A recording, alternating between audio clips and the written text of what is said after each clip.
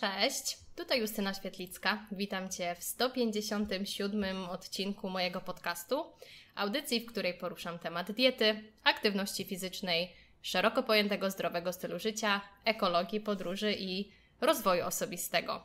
Dzisiejszy odcinek, stety lub niestety, znowu będzie po angielsku. Myślę, że te osoby, które lubią uczyć się z nami angielskiego i lubią słuchać głosu mojego, chciałam powiedzieć partnera, ale oficjalnie jest już moim mężem, na pewno się ucieszą, dlatego że w dzisiejszym odcinku razem z Isma porozmawiamy o naszym wyjeździe do Nepalu, o naszym ślubie, o naszych przygodach, skąd wziął się w ogóle ten pomysł, jak to wszystko wyglądało, jak to zorganizowaliśmy. Także w tym odcinku odpowiemy na pytania, które zadaliście nam na Instagramie i porozmawiamy o Nepalu. Hello, husband. Hello, wife. So today we're gonna answer some questions that we got on Instagram. Tell me, why did we visit Nepal and how did we choose this hike? Like, why did we go to Everest Base Camp and how this idea got there? Well, and that has to do a lot with the marriage, with the wedding that we were planning. So we were having conversations. We talked about if and what and how in regard to marriage. And we quickly realized that we would not want to get married in Thailand, which is the country where we currently were when we had this conversation, but that we would like to get a Buddhist blessing. And we believe that the best place for getting a good Buddhist blessing is Nepal. So we came up with the idea of going to Nepal, or we checked the idea of going to Nepal, and I didn't think it took too long. I think it took a few days. We emailed a few tour agencies, I'm just gonna call them, and we had the best feeling about this one particular one and went on with the idea. So basically we found out that there is this Tengboche monastery which looked really appealing to us, which is roughly 4 or 5, depending on your trek, days away from Lukla, which is the place where you usually start your treks. And this was the initial idea. But after talking to a few of the tour guides, and especially to the one that we chose, it became apparent that this is basically halfway, or 60% if you want to say, of the Everest Base Camp trek, which we're going to talk about more in this conversation, I guess. And they basically told us, like, if you're there, why don't you extend your wedding hike and go for the full Everest Base Camp trek? And I believe this is the bird view perspective on how we landed there. Okay, so we didn't really plan to go to Nepal. We didn't really plan to go trekking. We wanted to go to Nepal to get married in Nepal. And then after talking to those agencies, we realized that, okay, so this is the most special place because this Tengboche monastery is the highest situated monastery in Nepal, which is 3,800 meters? That's exactly right. I believe there's one monastery in Tibet, which is higher, but to Tibet right now, you're not going to get. So I believe right now it's the highest situated monastery in the world, which is same true for Nepal. Yeah, and that's why we were like, okay, cool, sounds really good. And yeah, we chose Sherpa Expedition Trekking. We called them, and actually it was not like we planned a lot. We asked them a few questions. They told us they can actually fix anything. We told them we are coming from Thailand and we don't really have too much clothing. And we only asked them if it's okay to go in February. Is it a good time to go? They said yes. We're like, okay, cool. So we didn't ask too many questions. I get we just wanted to get married in the special place. We didn't think too much. We, I don't know, after 2-3 days, bought tickets. We paid part of the expedition. And that's it. This is how we got there. because I don't know, many people ask me, why are you going to Nepal since you don't like cold and stuff? And I was like, yeah, this is a dream of Isma. So I'm joining him. But I think nobody thought we are going there too. No, nobody suspected. Maybe very few people, but I don't think many people suspected what we're doing. And I think I talked to Karolina Sobańska and she was like, oh, haha, maybe you should get married in Nepal. And I was like, oh, okay. So that was actually funny, because Karolina was the only person that kind of suggested to get married there, but I kind of laughed and I didn't say anything. So yeah. And people were asking, what is the cost of trekking and wedding? And I don't know what is the cost of trekking. I think it depends on the agency. I think we got different pricing also. And we paid $1,290 per person, which is roughly 5,200 złotych per person. And we had 2 weeks of trekking, kind of. It was not 2 weeks. We planned to do it for 2 weeks. It was like accommodation, 3 meals per day in tea houses. We also got a flight to Lukla from Kathmandu. We got our guide, porter.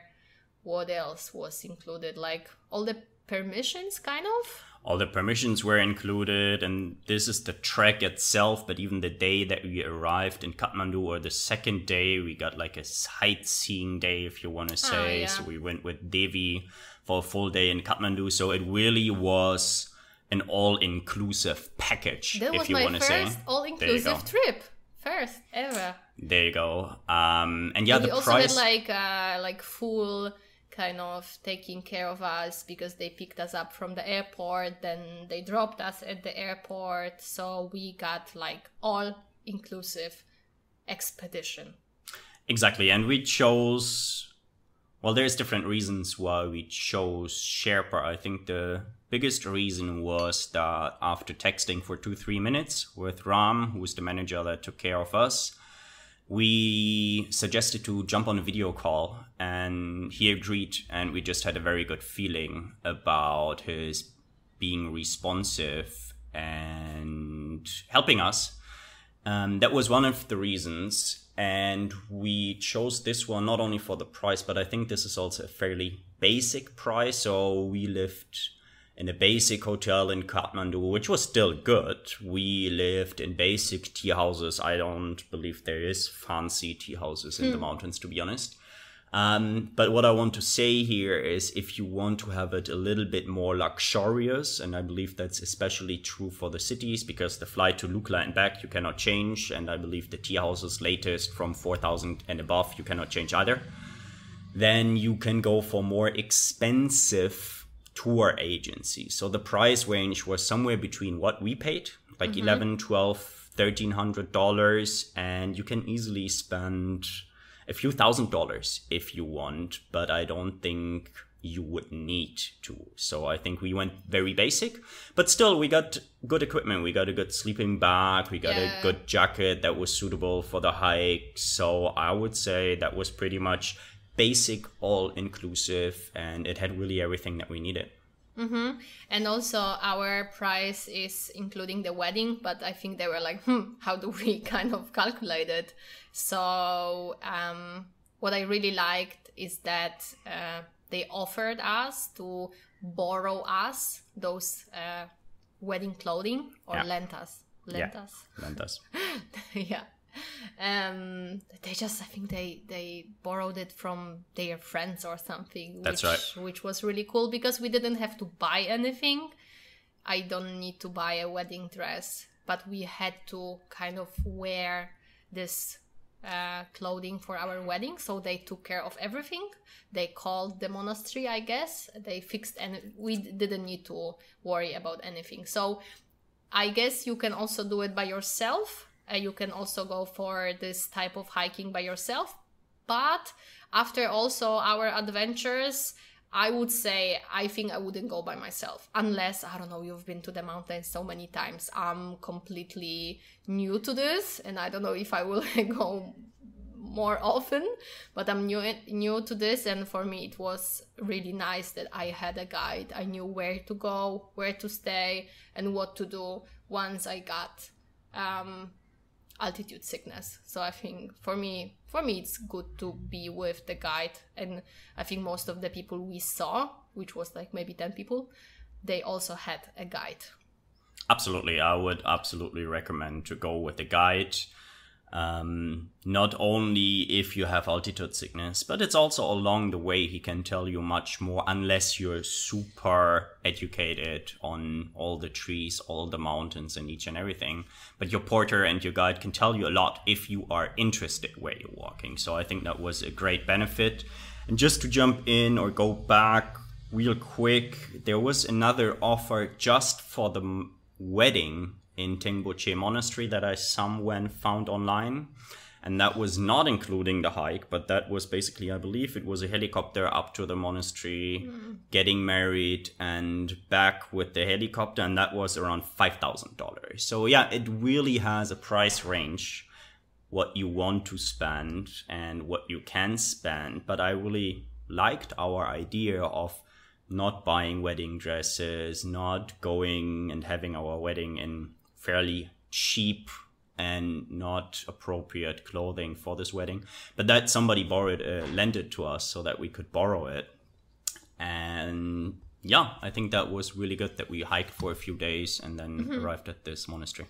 Yeah, and people are asking, how did you find a guide? And I guess we said we just went to Google. We found like 5-6 different agencies. We texted them and that's it. And then I don't know, you can ask your questions, get the offer, and then choose whatever you feel like. So I think it's not that complicated. There is actually a lot of agencies out there that can help you organize anything.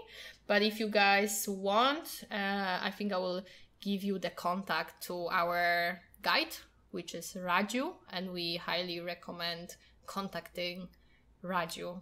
And yeah, I think he can take care. And it was actually fun time with him, with Raju and Rajan. And I think this is also what's cool, that we were there with them and being there with the guide who can tell you more about food and more about culture, and who can spot all the mountains. I wouldn't know which one is Everest, for example.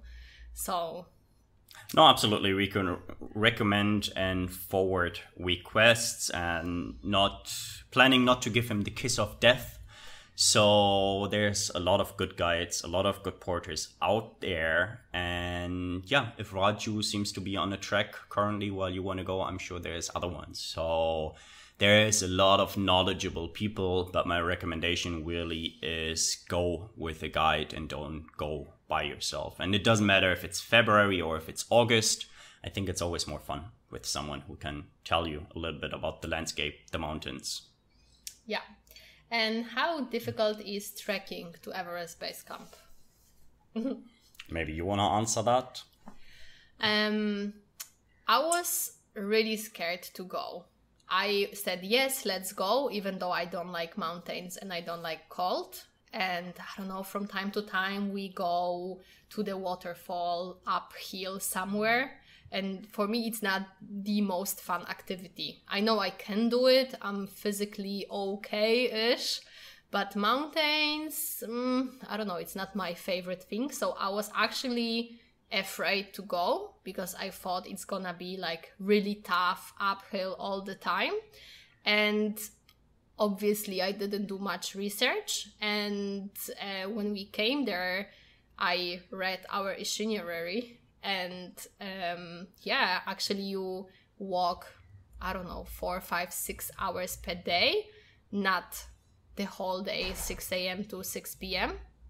And for me, it was actually not that difficult. It was easier than I expected, maybe because I was so scared it's gonna be so difficult.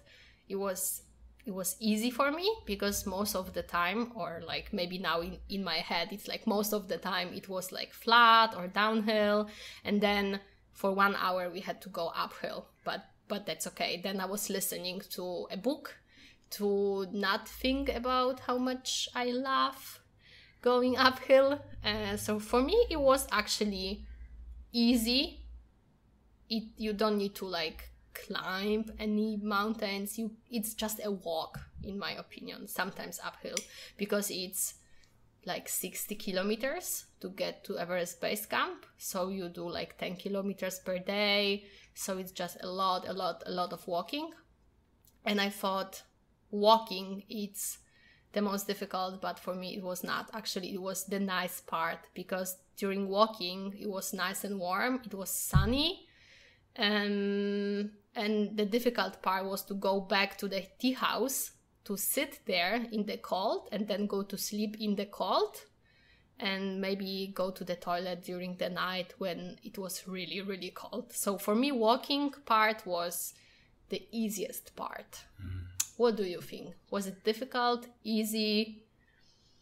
Doable, maybe, is the word for it. And I would love to have this recording ready 3 weeks ago, because there were a few moments that you looked at me and it certainly was not the most pleasant thing for you. But you're absolutely right. If you look at our machinery, yes, we walked a couple of hours, and I think there was 2 days that we walked with an elevation gain of more than 1,000 meters. So yes, sometimes you actually go up quite a bit, but it's condensed. So it's like 1 or 2 hours you go up, and then there's a lot of flat. There's sometimes going down as well.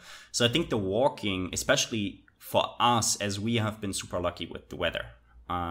We can talk about the weather in a second, but we were super lucky. It was sunny all day and every day.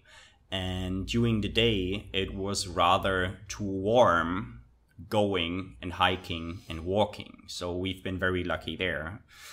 The weather also, and that's something that people should be aware of. It doesn't really matter if it's in February or in August, but it's more important, I guess, if it's in February. You should be aware that in Nepal, there is tea houses that you sleep during your treks, which is basically hostels, hotels, whatever you want to call it, and you get food there. And none of them has heating. Literally, none of them has any source of heating. Sometimes they have a small oven, and that's nice for what it is, but during the night, you will not have any warmth. And I think this is also something that we realized the higher up we went. Obviously, the colder it gets, but from the very beginning, it was beneath 0 for sleeping, and I think going up it was -15, -20 at night.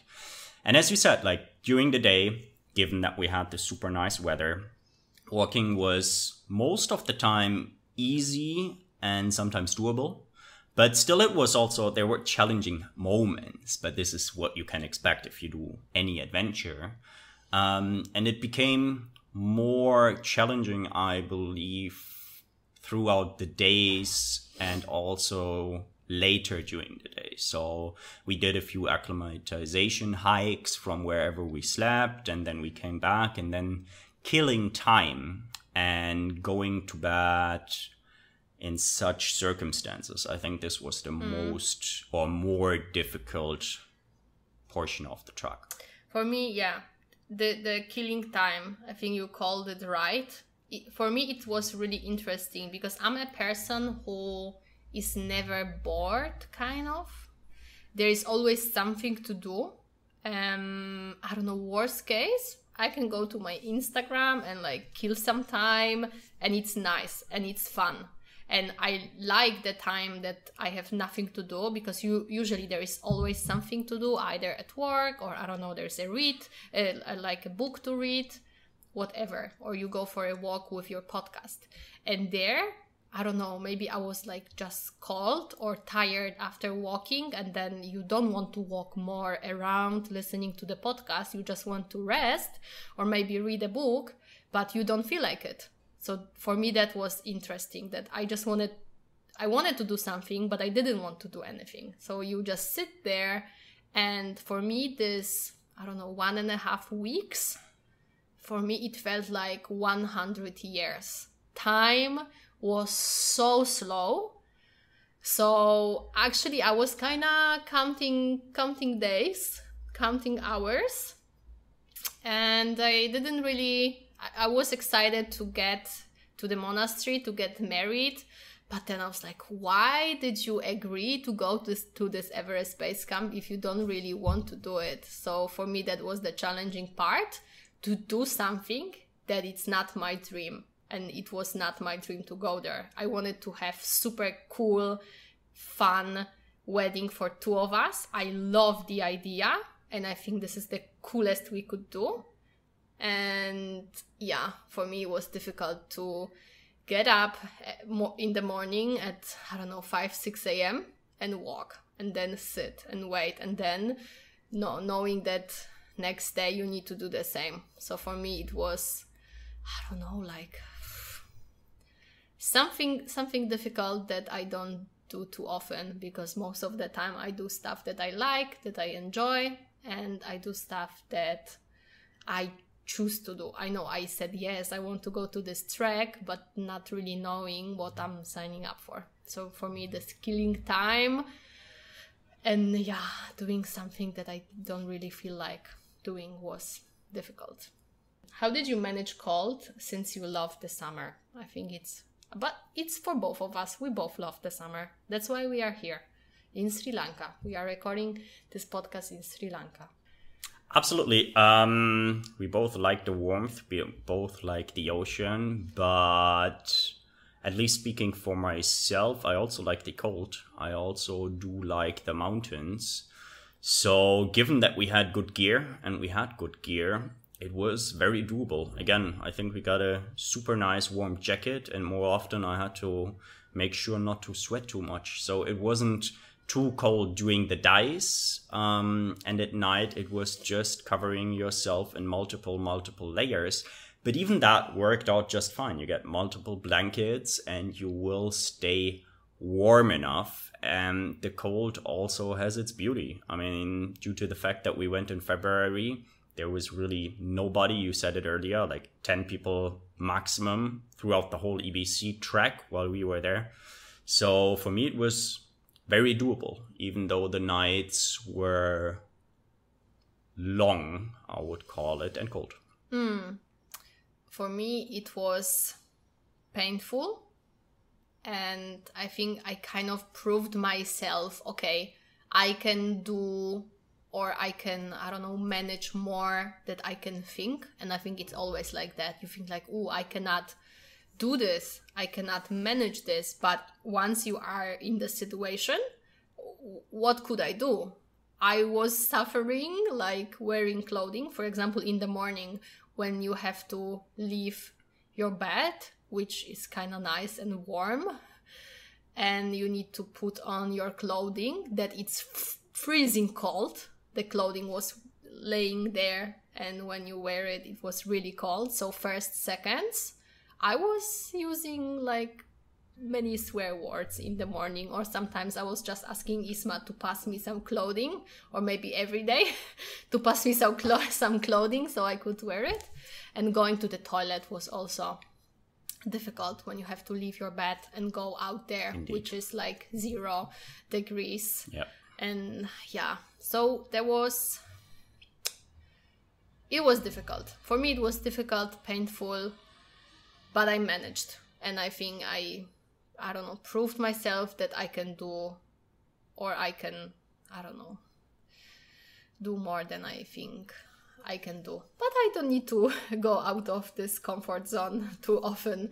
I can do some fun adventures from time to time, but I don't know if I will go to the mountains and cold anytime soon. But with me, you never know. What do you need for trekking? Some useful tips. Willpower? It really depends on where you go, when you go. This is a fairly generalistic question. So I think a good amount of conviction that you want to do it is never bad. And a good guide is good to have, because he or she can guide you how far you want to walk. They can plan trips and treks with you. I think that's super helpful. And good shoes. And I think this is basically what you need. I mean, we got shoes because shoes is something you can't really get secondhand. And the first day I hated myself for getting the shoes that I got because they were new and they were slippery and I really didn't like them. And that changed from day 2 throughout the trek basically. And they are good shoes. So we even have them on us still because we don't want to buy and not use. So we're going to bring them to Poland in case we're ever there once it's cold. But I think I will put it to the basement and never use it again. But we have it in case we want to, I don't know, maybe go to Antarctica or whatever. But I don't think they are good for Antarctica. I don't think they're good for Antarctica, but I think they are good for the Polish winter once we're there. So if we spend Christmas in Poland 1 year and it's snowing a lot, I think those are good shoes. So good shoes, a guide, and willpower. This is my 3 essentials for trekking. Yeah, I think check when you're going, and if I think going in December and January, this is the coldest. February was still really cold. And then, I don't know, we had 1 pair of pants, good pants. 1 pair of, like, I had jacket, second jacket, bigger jacket, and that's it. We were wearing same clothing all day, every day, even like same socks. We got like 2 pairs of socks. We didn't get all the clothing because we got everything there. So actually you can even come from Poland or come from Thailand, and there on the spot, if you don't have clothing, you can get it there. And our guide took us to like a local shop, I guess. It looked more like a, I don't know, like a trade house? No, how would you call it? I don't know, like magazine. It looked a little bit like a thrift shop, yeah. Yeah. So we got some clothing, not super expensive. So worst case, you can get stuff there. I'm also happy I got good shoes. Okay, what is the best time for trekking to EBC?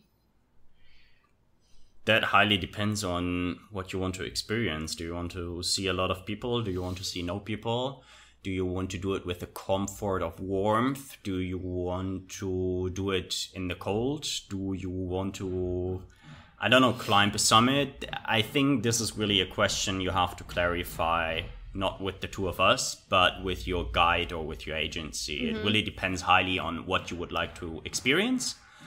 And I think there is no right answer to this question, to be honest. Yeah, I think what Raju told us is that like September, October, November, and April, May, and June. Yeah, this is the easiest month but to do it's EBC. also like what, 400-500 people a day Pre-COVID. Yeah, and we had days that we didn't see people, and I think that was the beauty. And I really didn't like the cold, but I also know that I think I don't like people more than I don't like cold. So I think still it was, I don't know if I want to use this word here, but it was nice to be there in February because there was nobody. And that was really, really nice because there was 2 of us and our guides. So I think check temperatures and choose if you like to have a lot of people and warm, or cold and no people. And also, what would you like to see? I mean, there were quite a few treks that were still closed when we went, right? So there is a big lake that a lot of people would like to see, and when we went, you couldn't go. So basically, when talking to Raju on this trek, like the path that we went would not have been possible for tourists a week before. So it was really just the opening of the season. So if you want to have a big trek where you go to lakes, also make sure that in winter, some of those treks are not walkable. So again, go consult your guide, your agency, or know enough about this area, but then probably you know best when is the best time to go. Yeah, I think we are not the experts here. We are only sharing our experience of being there in February. Who shouldn't go for such a trek? I think if I kind of managed, maybe I didn't reach the EBC because of the altitude sickness. I don't know. I think it's good to call the guide, talk to them, but they also told me, easy, you will manage. So I don't know how much of the honest opinion they will give you.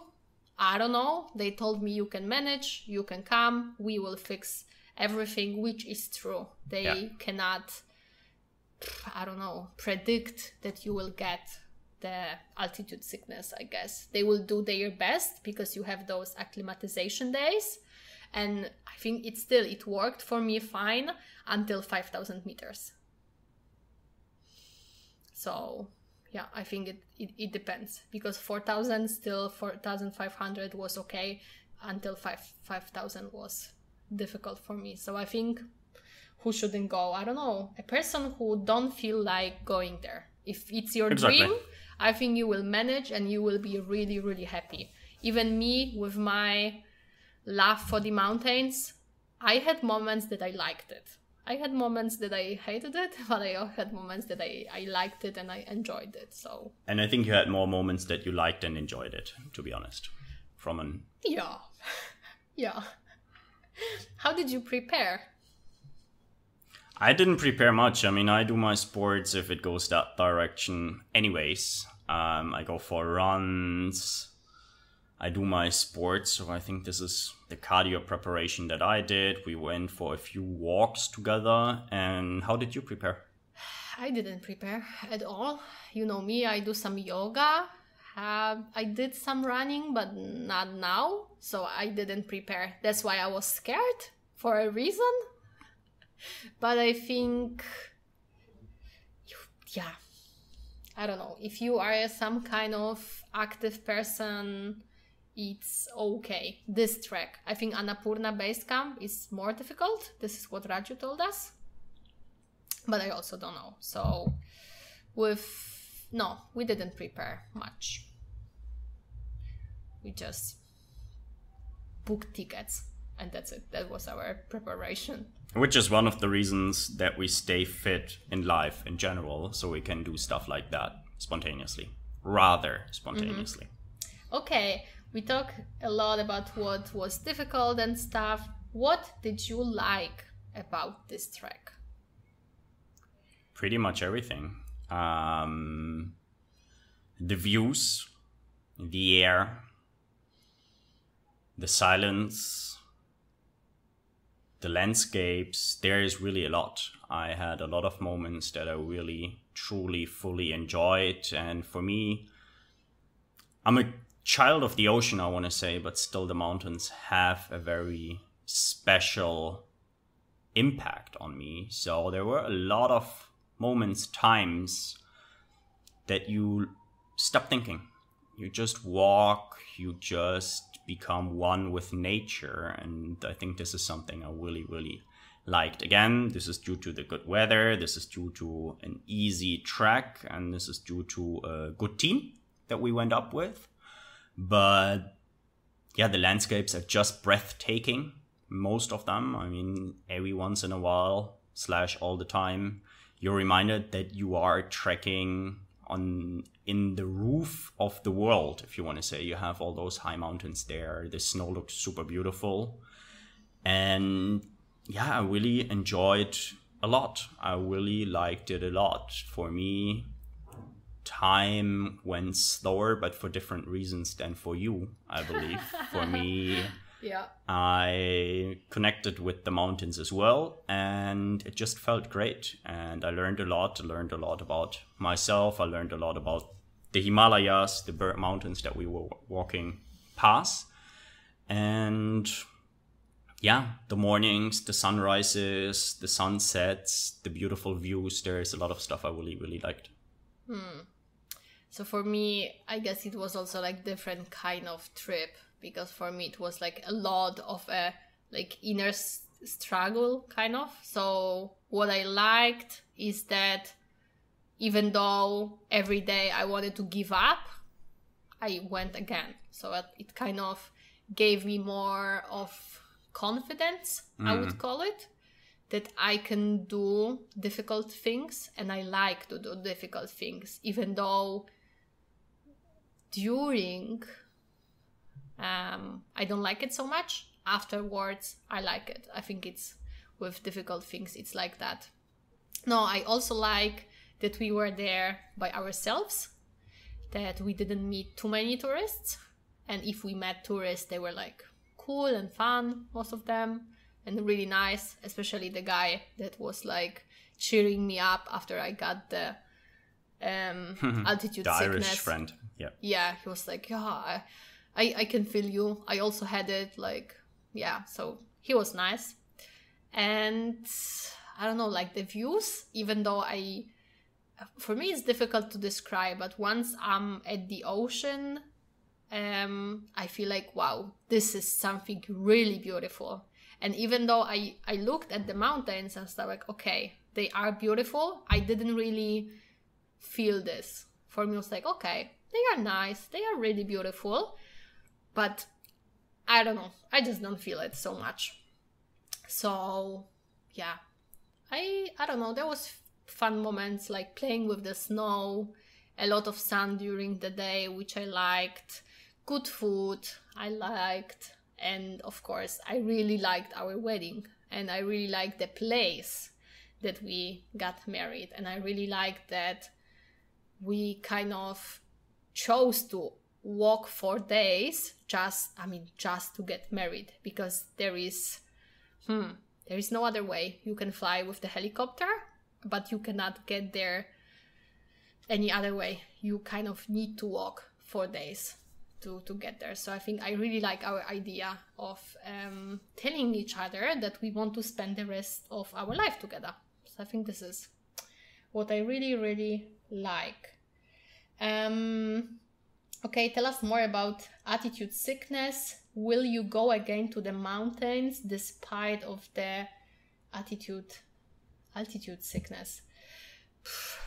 I don't know much, so I don't want to tell too much about it. I was sure I will not get it, so I was not mentally prepared for it.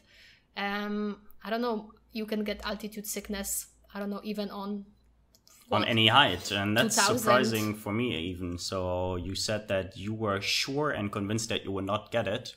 That might be the reason why you got it in the end. I mean, I think the one thing to know about high altitude sickness is that each and everybody can get it, and it can happen to the most experienced people. I mean, as you said, when we were descending, walking down, we met, I would assume he's a fairly experienced mountaineer even. This guy went up to a summit that very day that we met him, and he told us that he had experienced it himself. So nobody is safe of high altitude sickness. It can happen at different altitudes, and yeah, if you say that, then probably this is one of the reasons why it actually happened, because if you feel this will not happen for me for sure, this cannot be, usually that's the point when destiny tells you, look after yourself, and here you go with a little present.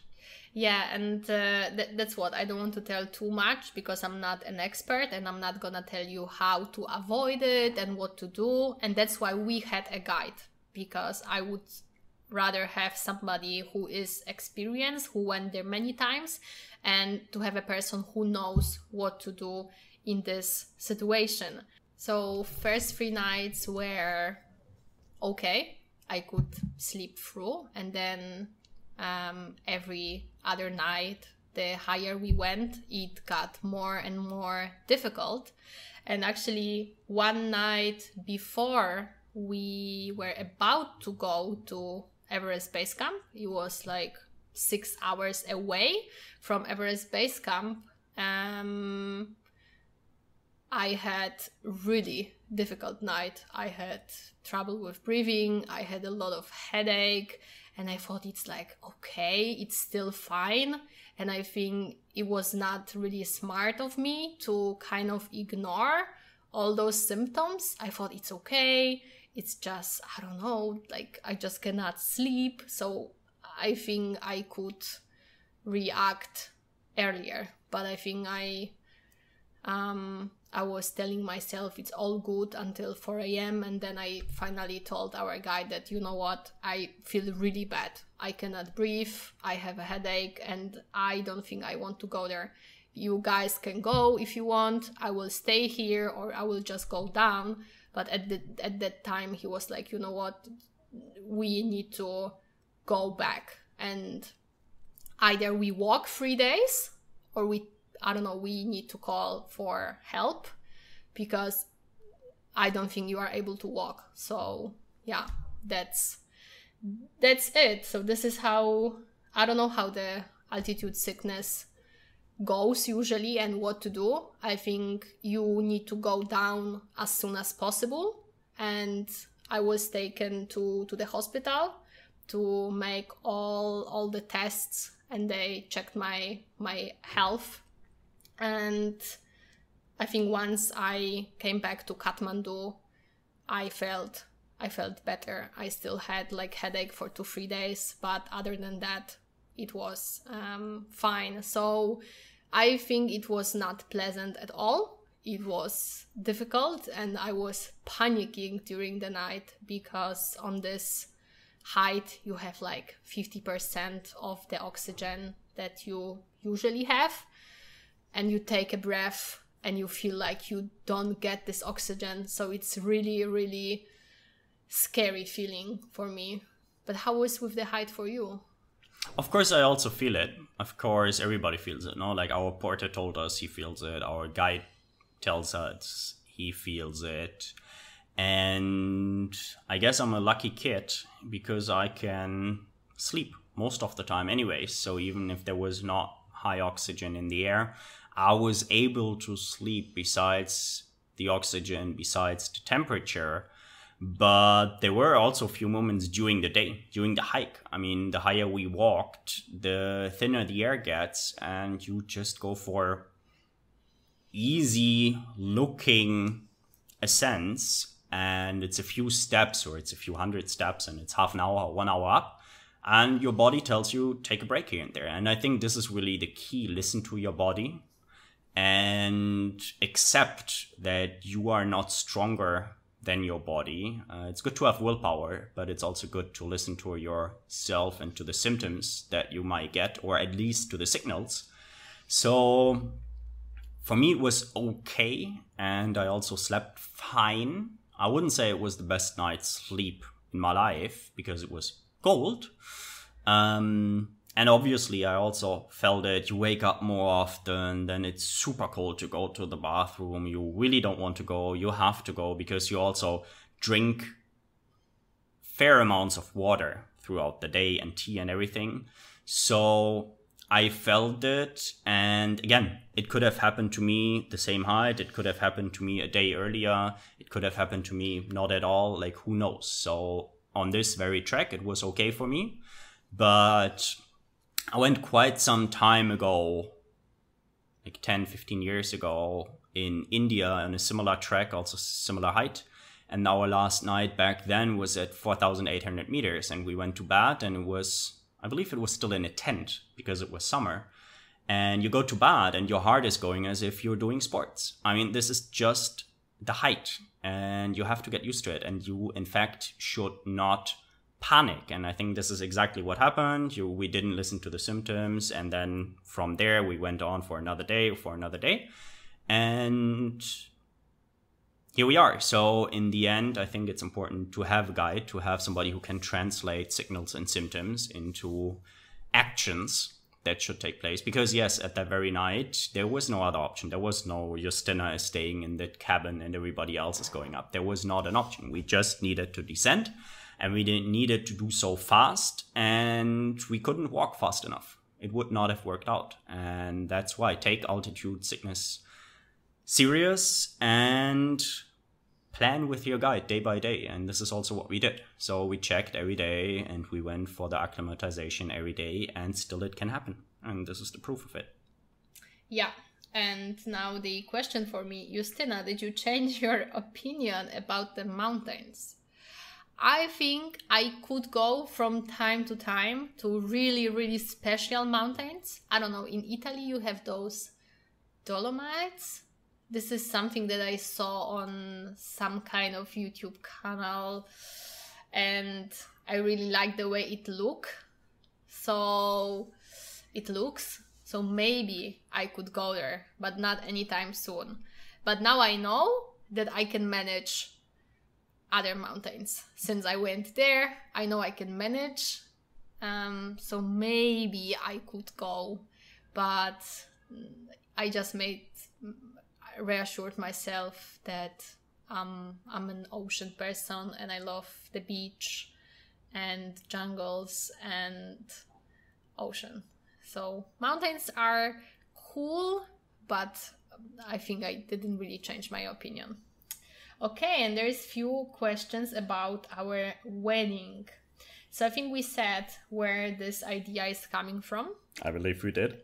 And why we chose Nepal. And the most common question was, is this the real wedding? My answer to that is yes. Yes. Even though for most of the people, the definition of a real wedding might be different, and for them it's a no. But for me, it's a yes. For you, it's a yes. And this is why we went there. It depends on your definition of a real wedding. If a real wedding is only taking place if you get signed papers with stamps and certificates, then it's a no. But if a real wedding is that you and your loved one celebrate a very special moment wherever you choose to get it, then it's a yes. Yeah, because this wedding is not official wedding. So for many people, it's not a real wedding. We got a blessing, and for us, it is wedding and we're gonna celebrate it. But once we come back to Europe, probably we will find a way to get married. I think for both of us, we don't really like bureaucracy. And yeah, we need to like get a paper here and there and yeah, sign some stuff, which is not really too sexy. So we will do it eventually. For now, we call each other husband and wife, or żona and mąż. And that's what's important. And yes, once we're back in Europe, I mean, there is ways to do that without a lot of bureaucracy, without a lot of paperwork. For those who are actually interested, is you would have had to go to your municipality or to some official government building at least, and get an official paper that you are not married in any country. I would have had to do the same in Germany. And with those two, then you can get an official marriage also in Nepal. But again, it's a lot of paperwork. But once we're back in Europe, it's easier for us. It's a 5-minute job to get this paper. Once we have those papers, we can do with it whatever we want to do and make it official. And this is our second real wedding then, which is pretty cool. So we can celebrate more than once. Good for us. Yeah, but I think I will celebrate our real special wedding, of course. And we kind of answered these questions before in the other podcast, which I recommend to listen. But don't you think it's too quick to get married? And how do you know this is the right person to get married? It was not, well, some people may argue it was fast, it was quick, but we spent a lot of time together the last year and in a lot of different environments. And I think we had a lot of stress tests, if you want to say. We realized that we want to spend life together, and we spent a fair amount of time and we traveled the world. And this is the, for me, for you, natural result of such. So I believe it was not too fast. If you feel it's too fast, then don't get married.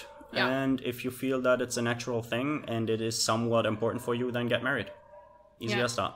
Yeah, I agree. And if you want to know more about our opinion on it, then you can listen to our Valentine's Day podcast. And there we talked more about that and how do you know that this is the right person. And how long did you prepare for this wedding? Well, you answered that roughly 20 minutes ago, not at all. For the hike, I believe we talked about how much we prepared, and for the marriage, I don't know, what is there to prepare for a marriage? We didn't have to prepare a venue for hundreds of people. We didn't have to invite and re-invite and prepare people. We didn't have to stress out. We have a few preparations for once we come back to Europe to celebrate with friends and family. But for this particular trek, what we had to do is I had to ask you to marry me. So that was one preparation. For that, I organized it. Find a place. Find a guide. And they took care. And I actually tried my dress on before we went for trekking. And you didn't even try your... There was no point. There was no point in me trying the dress, because if it would not have fit, then there was nothing I could have changed about it. So... yeah, in short, we didn't prepare much, but coming up with the idea and the execution worked thanks to Raju and Rajan and the whole team. Yes, exactly. Why this date was important for you? Because on Insta I said that we wanted to get married on this date, and like you said, we could have get this paper stuff and have this real marriage in Nepal. But we didn't feel like asking friends to maybe get this piece of paper and stuff. And not possible. Okay. You need to show up by yourself. Okay. That's what. So, yeah. We didn't want to go back to Europe to get this piece of paper and then go back to Nepal. Yeah. I forgot what I wanted to say. You wanted to answer the question. Why this date was important. And we were thinking like, when we would like to get married. And I think I told you that it would be cool to get married before our 1 year anniversary of meeting, seeing each other for the first time. And we saw each other for the first time 13th of February last year. So we were like, maybe 12th of February. And I believe that the date was more important to you, to be fair, but I like the idea. And I like the idea even better once I got to know we already booked our plan, our trip, but we didn't talk about it. But one of my very best friends actually told me that he's getting married on the very same date. So latest from then, it was a super cool date. And... yeah, it is a nice date. It is a nice meaning for us. And I think that's what's important. I think other than that, the date was not super special important. Mm-hmm. How did the ceremony look like?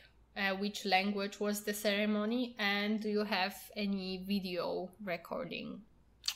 Okay, let's start from the back. There's no video recordings because in a monastery you do not take pictures and you do not videotape. There's a very, very short clip that someone took for us, but in general you would not take any pictures and you would not put any videos. So what we have is the images in our head, and I think that's what's important. Yeah, I think this is very special because nobody can see it anymore, only us in our head. Exactly, and I think that's what's important. It's not so important about the footage that you bring from a wedding. It's more important what kind of feelings you bring from a wedding. And to answer the other pieces of the wedding, it was in Tibetan. It was in a proper puja, I would call it. And it was a wedding ceremony that we received in this monastery. I cannot tell you all the details about it, but we got different blessings for the two of us, and we also got a blessing for a few small things that we brought. And the thing that Justina really, really liked was the sweet tea we drank during the process and the cookies we got. And yeah, I also really liked the blessings that we received from the 6 different monks that were saying prayers for us. And the thing is that I am really new to this. So for me, I would call it was weird. For you, it was something okay, like normal, because you participated in this kind of ceremonies, maybe not a wedding, but you kind of know how it looks like. And for me, it was very, very new. So it's not that you go in and it's not like in our church, because I don't know if have you ever been to like a church wedding ceremony? I've been to traditional Western European or Western ceremonies as well. You have two people in the center and they talk and they are the most important. And this one was different because we were told to sit like, I don't know, at the wall, next to the wall. And in the center you had 6 monks and they were praying for us, kind of. And we were just sitting there next to it, like not in the center. And we got some milk tea to drink. So for me, it felt really, I don't know if weird is the right word, but different. I didn't know what to expect because I didn't know how the ceremony looked like. And then they called us to, I don't know, to get, I don't know how, like this scarf, this red, I don't know what you are wearing. Like, it's not a necklace, but this string, this red string. So which is also blessed, exactly. Yeah, so we had to go there and we got this scarf and stuff, but it was not like this Western ceremony. So we just got this blessing and it was special, interesting, different. But for me, the most important is that we went there together. We took the decision that we want to be married from that day. And since I'm not a Buddhist and I never took part in a ceremony like that, for me it was interesting. Yeah, I guess for you it was more different. For me it was still super special. But as you said, I've been to many of those Buddhist ceremonies and I've met a lot of monks, because I've talked about that earlier in different episodes. But I grew up being a Buddhist and my mom took me around at least Europe, but maybe even the globe, if you want to say, to follow different Buddhist monks. So I think this is why it was my suggestion to get a good Buddhist blessing, because this is something that we can both identify with, right? So we don't need the particular person, the particular church, the particular religion to give us something, but it was more for us, that the two of us, and we are not the center of the universe, so that's why it's also perfectly fine to sit on the side during the ceremony.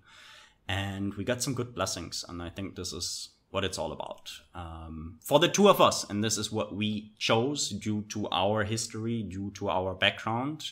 And yes, it was different, but I'm glad that you also enjoyed it, and I'm glad that you also like this idea, because if you would have said, no, this is not the way I would like to get married, we would not have gone to Nepal. We would have figured out something differently, because I think what's important is that you and I like this decision and then proceed with this decision. And to everybody out there listening, you can have different opinions, you can have different ideas, and that's perfectly fine. Just pursue your personal idea and make sure that both of you are happy about this marriage, and that not one person is forced into the religion, into the belief, into the tradition of the other person, but that both can accept and enjoy this very moment. So I really enjoyed this moment, and looking in your face, at your face in that very moment, you also enjoyed it, and that's what counts. Yeah, and some people can ask like, yeah, but why don't you go to a church and have this normal wedding? And during this ceremony, I thought like, I don't understand a word. I couldn't understand what they are saying. And I thought that if I would take you to a Polish church, I don't know how does it function actually. Can I take you to a church and then you don't understand Polish at all? And I have no idea how it works. But yeah, I'm not really connected to church. That's why for me it would be weird to go there and get married there. And actually somebody was asking, don't you feel like this wedding is a cultural appropriation? Well, if you have nothing to do with Buddhism and if you see it as a joke or as a cool story and that's it, this is a valid question. But this is not, I want to say, who we are, because we took this blessing, right? I mean, I'm happy to discuss in more detail about my Buddhist past, if you want to say. But no, for us, it felt very natural to get this very blessing as our marriage. And for us, it is the real marriage. And I think if you want to get married in the woods all by yourself, if you want to get married somewhere at the beach, if you want to get married in the church, whatever feels natural and real and important to you is what you should do. And this is what feels natural and real for us. And this has to do with my history of the Buddhism and being connected to monks throughout my whole life. So it's not that two white boys and girls decided to just go for a hike and do a funny marriage in the mountains. It has to do with the beliefs that I have, but that you also share. And that's why it was special for us and real for us. And that's why I would say it's not cultural inappropriate. Yeah. I agree here. So it's like not a joke to go and dress up funny. I think it was more meaningful, like the ceremony, Buddhist ceremony for you. And since I'm not really connected to like any religion, I was like, okay, I will do it with you. So yeah. How did your family and friends react? Did anyone know about the wedding? I can start because that's the easy part. Did anybody know? Not really. My brother-in-law told me that they had kind of a feeling that we are doing something crazy, but they were not expecting us and they were not seeing it coming. The reaction in my family was super happy. We first called my mom, then my sister and my brother-in-law with my nephews and my niece. We called my dad. And I think you could tell that all of them were super happy for the two of us, that we found a way to decide that we want to spend life together. And they were not surprised. They were not surprised at all. They were happy for us. They are happy for us. And I think we can be super thankful that we have great support on both sides, on both families. So my family reaction was really positive. They didn't see it coming, but they are super happy for us. And how was the reaction in Poland? I was actually scared to call my family. Like my brothers, no, because I knew they will laugh and they will be happy.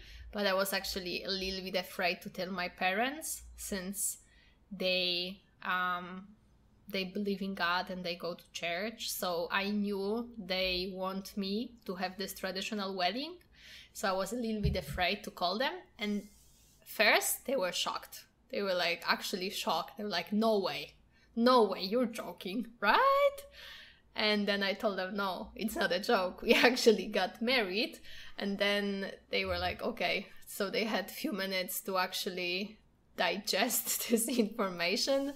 But they were really happy for us. And then they started to joke about, but like, you didn't tell us, so how do we get a cow for you right now? Because like back in the days, a couple like from a bride side, you would get a cow as a wedding gift or something. Good for me. And they told us that the cow is waiting for us. And then they were like, yeah, but I don't know, we need to find a pig now for the wedding and stuff. So then they were like joking around about it. And I think after like few minutes, my mom started to send me funny messages and stuff. So I think they needed some time, but they, I think, accept my decisions and they accept me the way I am. And it's not that they got mad at me or something, which obviously. And I think my brothers, They were laughing their asses off. They were like, no way, dude, no way you did it. So yeah, it was cool. And we prepared a video for our friends and we sent it to our friends and everybody was happy. I was also afraid that my besties will be a little bit mad at me because I know that Viola, she was about to organize a bachelorette party for me and they were like, okay, where are we gonna celebrate? So yeah, people were getting ready for this wedding. So I didn't want to kind of, how do you call it? It doesn't matter. Jump a few steps. First, I think you guys can still have that celebration if you decide to. And I want to jump back one more time because you said that you thought that your parents want you to have a wedding in church. And by the reaction that they gave us after we called them, I think we have to be careful with the language here. I think what they want is that you are happy. And they would have maybe liked you to have a wedding in church and they would have liked to prepare all of that. But your father, after not long, a minute or two, said, if this is what makes you happy, this is also what makes us happy. And I think this is where you see how cool your parents are, how understanding they are, and how open-minded they are, regardless their traditions they have. They respect you for the person who you are, and they would have liked you to have this big Polish wedding, maybe, but they want you to be happy and they want you to have the wedding the way that you like it. And so you were a little bit worried, not only the few minutes before this call, but few days even. I could see that, I could sense that. And there was a huge change once we talked to them because they not only accepted it, they were super happy for us. And I think they were happy from the bottom of their hearts. So they didn't want you to do this or that. They want you to be happy, and that's super cool. So that's a little shout out to your parents. And yeah, for the rest you talked. Yeah, so everybody's happy. And a week after, we told our friends on Insta, and I think everybody's happy. So it's cool that people are happy for us. Exactly. Thank you. Yeah, thanks to everybody who's happy for us. Did you change your last name, Justyna?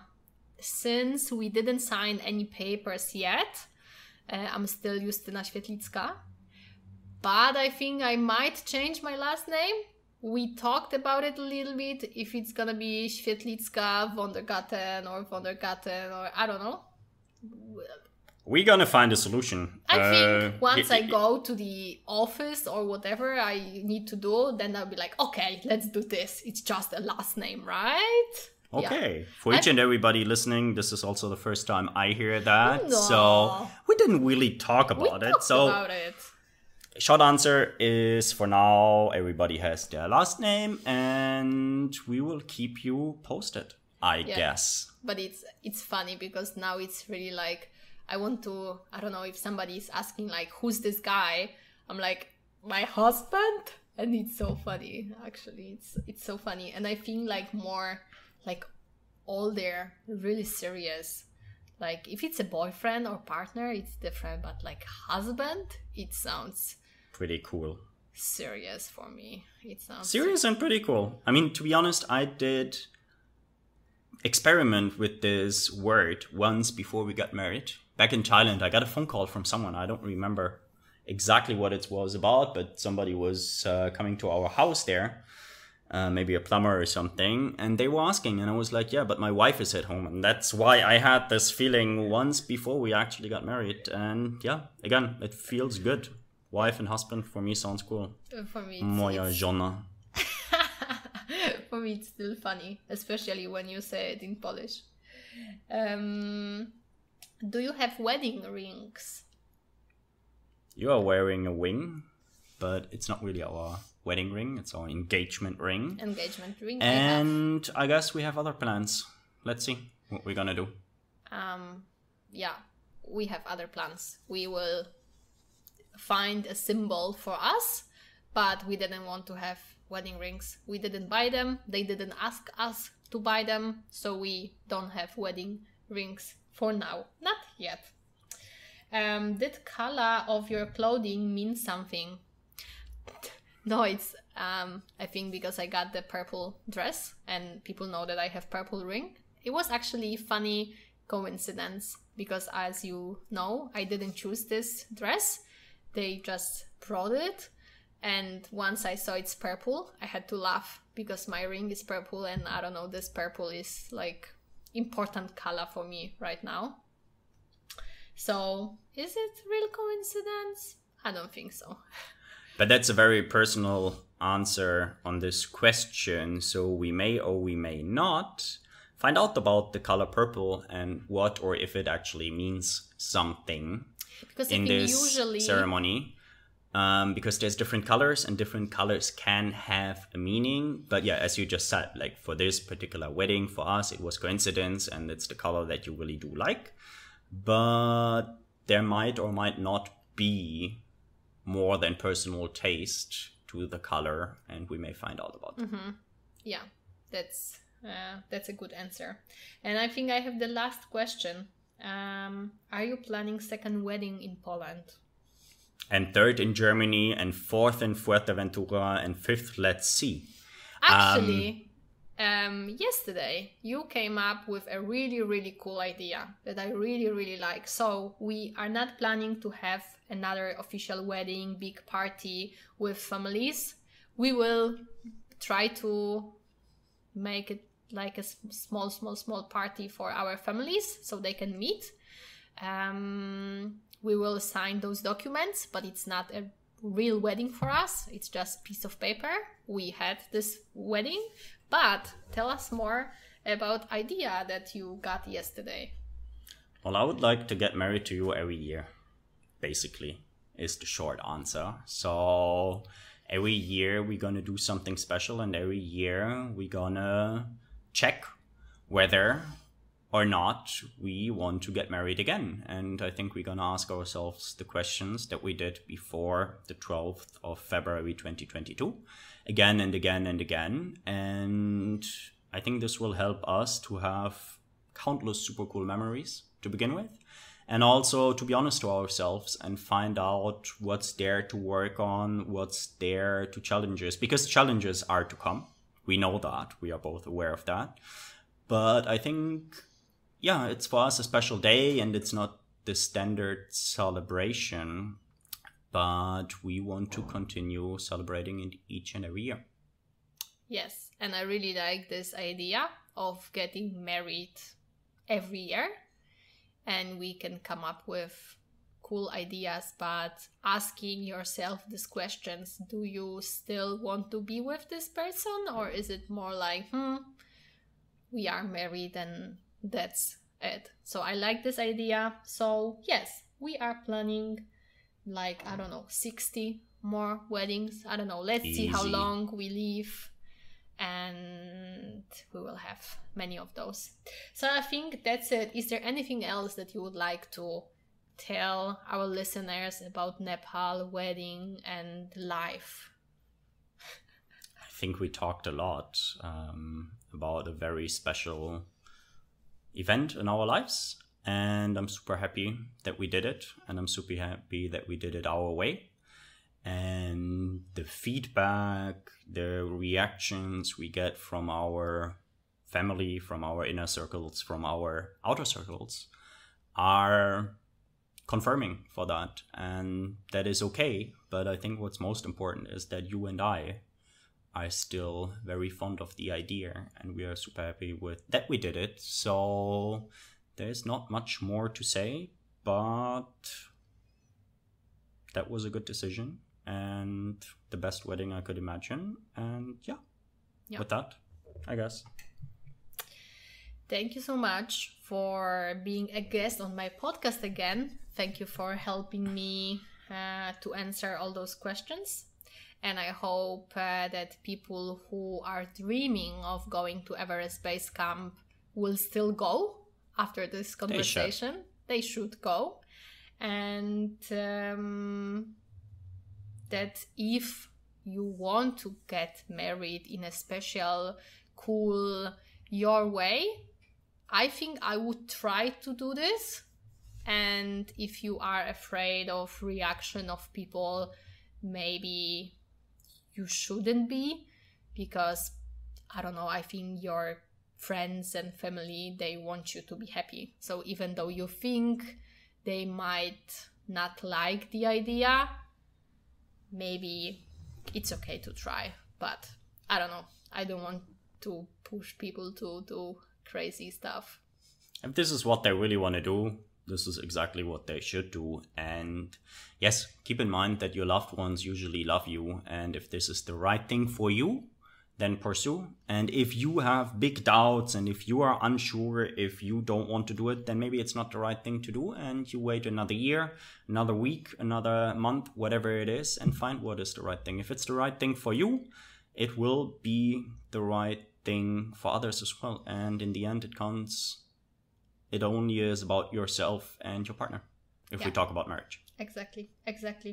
So thank you again, and I hope you guys enjoyed our conversations or this conversation and other conversations, and I hope we will talk again once we do something else. Maybe we will talk about our next marriage in a year or maybe sooner.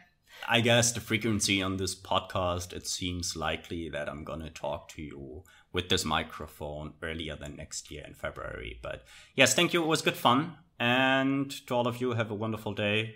All the best. Talk soon. And be happy. And do more of what makes you happy. Okay. Nice. Thank you. And I still don't know how to say do usłyszenia.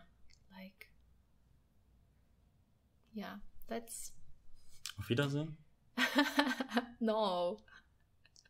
How to say let's hear each other again. Talk soon? Okay, talk soon. Bye-bye. Papa.